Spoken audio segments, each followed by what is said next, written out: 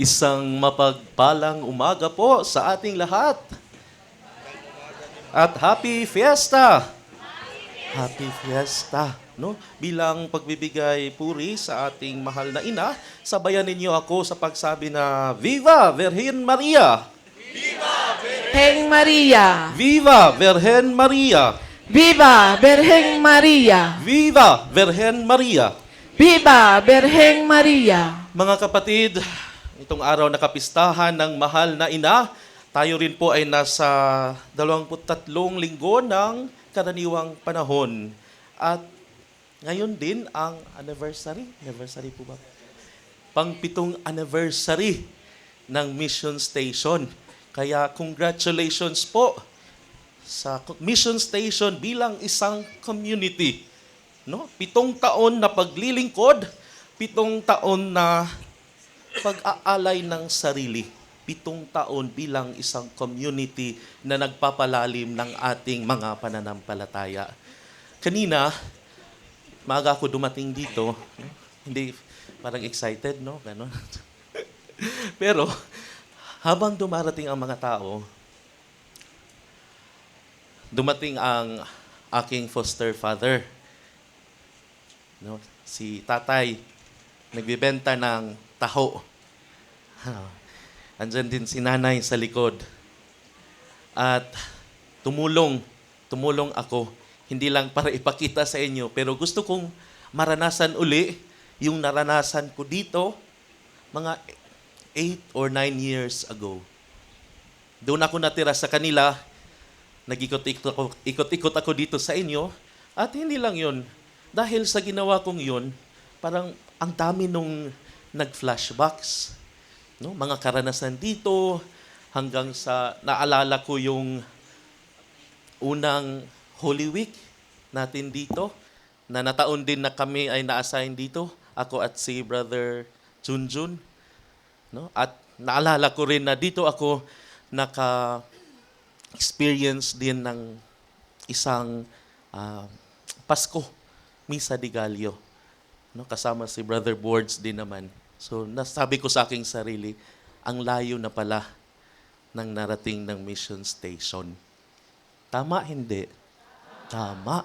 No? Kaya sabi ko, alam niyo yung sabi nung sa mga Facebook na sabi, malayo na, pero malayo pa. Pero ang mahalaga, alam natin, nakasabay natin ang mahal na ina sa ating paglalakbay. Kaya mga kapatid, kung atin man sigurong isusumada yung mga feelings natin ngayon, sana tulad nung feelings ng mahal na ina nung tinanggap niya ang misyon sa kanya. Ano nga yung awit niya? Ang puso ko'y nagpupuri. No? Pwede ba nating kantahin? Ang puso ko'y nagpupuri sa Panginoon. Nagagalak aking espiritu sa aking tagapagligtas. Tulad ng mahal na ina, sana yan din yung daladala natin ngayon. Pagpupuri sa Diyos. Dahil sa ating pagpupuri, tayo ay nagpapasalamat at ating tinatanggap na kung anuman ang meron tayo, kasi sabi natin, malayo na. Kung saan naman tayo ngayon, itong lahat ay dahil sa Diyos. Amen? Kaya, mga kapatid, 7 taon, 7. Kung babalikan natin sa biblical na lingwahe, ang 7 ay ibig sabihin, complete, buo, perfect. Kaya nga, kung titingnan natin ang creation story, sa pang-7 na araw, ang Diyos ay namahinga dahil buo na. At titingnan din natin sa ibang gospel account, sabi ng Panginoon, magpatawad ng 77 beses. Perfection, walang katapusan. Pero kung titingnan natin sa recent na lengguwahe ng simbahan, perfection ay hindi ibig sabihin na walang mali. But perfection na ibig sabihin yung pagpapakabanal. Mga kapatid, pagpapakabanal. 7 taon na tayong nagpapakabanal dahil sa gabay ng mahal na ina. 7 taon na tayong dinadala ng mahal na ina patungo sa ating Panginoon. Kaya magandang pagnilayan ngayong linggong ito ang ating ebanghelyo. Anong nangyari sa ebanghelyo? May bulag, may pipi. Anong sinabi ng Panginoon? Ephata. Ephata. Nang ibig sabihin, mabuksan. Pwede niyong sabihan ng inyong mga kapatid na ephata, baka kasi natutulog at mahaba na yung sinasabi ko. Pero, ephata, mabuksan. So meron tayong mga pagninilay ngayon, 3 punto na tanong tungkol sa pagbukas. Kasi sabi ng Panginoon sa ating ebanghelyo, ephata. Una, bukas ba ang ating kalooban na ang katotohanan at realidad na ang simbahan ay isang missionary church? We are a missionary church. Bilang simbahan, we reach out sa last, we reach out sa least, and we reach out sa last. But of course, we reach out sa lahat. We reach out sa lahat. Kaya nga ang gandang tingnan at pagnilayan kung anong nangyari sa mission station in the past 7 years. Parang in a sentence, ang nangyari sa mission station sa pagninilay ko ay ganito. Napapalapit ang mga tao sa Diyos sa pamamagitan ng paglapit ng simbahan sa tao. Napapalapit ang mga tao sa Diyos sa pamamagitan ng paglapit ng simbahan sa tao. Kasi ang simbahan ang nag-reach out.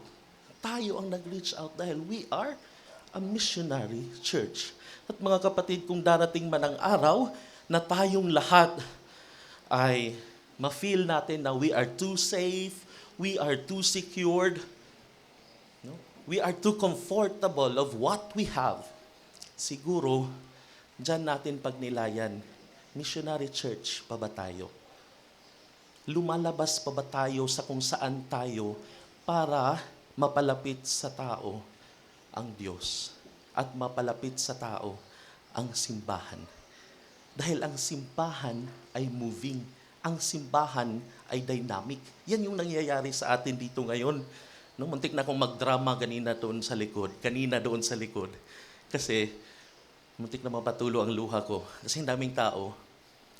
Kasi medyo nasaksihan ko ang beginning ng mission station hanggang ngayon na napakabibo, napaka-vibrant, napaka-moving, napaka-dynamic. At yan yung simbahan. Sana patuloy tayong mag-reach out sa iba para mas dumami at lumago tayo. Yan yung una.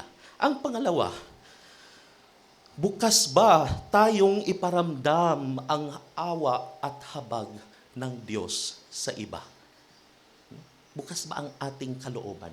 Oo, napakadaling sabihin na, yes, Father, na-feel namin ang pag-ibig, habag at awa ng Diyos sa amin. Subalit, bilang isang simbahan, handa ba tayong iparamdam ito sa ibang tao? At napakagandang pagnilayan. Naranasan natin bilang community na nasunugan. Naranasin na bilang community na nabagyo. Naranasan natin bilang community na nag-COVID. Subalit, andyan ang bawat isa para magtulungan. Yan yung nasaksihan ko in the past years. Pero mga kapatid, we don't have to look for that love and mercy of the Lord sa mga extravagant na nangyari sa buhay. Tingnan natin sa araw-araw na pamumuhay sa pamilya. Andyan yung habag, andyan yung awa, andyan yung pag-ibig. Ang challenge sa atin ngayon ay yung pagpaparamdam nito sa iba. Kasi tayo ay isang simbahan na nagmi-mission. Iparamdam natin sa iba dahil tayo ay nakatanggap nito galing sa Panginoon. Kaya nga sabi na, bukas ba ang ating kalooban? Yan yung pangalawa. Ano yung una? Bukas ba na tayo ay isang missionary church? Pangalawa, bukas ba na iparamdam ang habag at awa sa iba? At ang pangatlo, bukas ba tayo sa kalinga ng isang ina? Ang ating mahal na patrona, ang mahal na Berhen ng kabanal-banalang puso ng Jesus, ay dinadala tayo patungo kay Jesus. Titingnan natin, tinuturo niya ang heart ni Jesus. At the same time, Mary is the first disciple, first apostle ng Panginoon. Dahil dinadala niya si Kristo sa bawat isa sa atin sa pamamagitan ng kanyang kalinga, sa pamamagitan ng kanyang gabay, sa pamamagitan ng kanyang pagsama sa atin. Kaya buksan natin ang ating mga puso sa paggabay ng mahal na ina.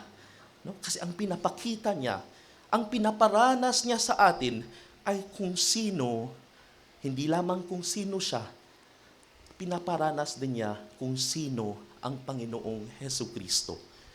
Kaya dinadala niya tayo sa Panginoon. No? Mga kapatid, dadalhin-dalhin natin yan. Kasi sabi natin, malayo na, pero malayo pa. Yan yung dadalhin natin patungo dun sa malayo pa. At patuloy nating buksan ng ating mga kalooban, ng ating mga mata at ang ating mga tenga sa paggabay ng ating mahal na ina. Happy Fiesta sa ating lahat. Tumayo po tayong lahat at ating ipahayag ang ating pananampalataya.